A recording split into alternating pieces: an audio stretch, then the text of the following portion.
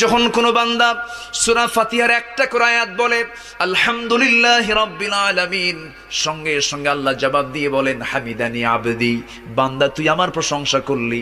আর রহমানির রহিম যখন বলে আল্লাহ বলেন আসনা আলাইয়া আবদি। মালিক ইয়াউমিদ্দিন যখন বলে আল্লাহ বলেন মাজ্জাদানি আবদি।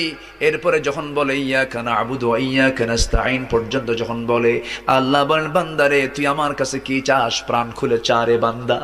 ইহদিনাস সিরাতাল মুস্তাকিম থেকে শুরু করে নিয়া ওয়ালাদ-দাল্লিন পর্যন্ত যখন বান্দা বলে তখন আল্লাহ বলেন বান্দা নামাজের মধ্যে এমন প্রেমের খেলা খেললি বান্দা, তুই যা চাইলি সব আমি আল্লাহ কবুল করলাম।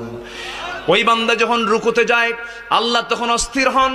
ওই বান্দা যখন সিজদায় যাওয়ার জন্য প্রস্তুতি নাই, সমস্ত ফেরেশতাকে ডাক দিয়ে বলেন ও ফেরেশতারা, এই বান্দাগুলো আমাকে দেখলো না, রাসূলকে দেখলো না, কোরআনকে দেখে হাদিসকে বিশ্বাস করে আমাকে খুশি করার জন্য তার সবচেয়ে সম্মানজনক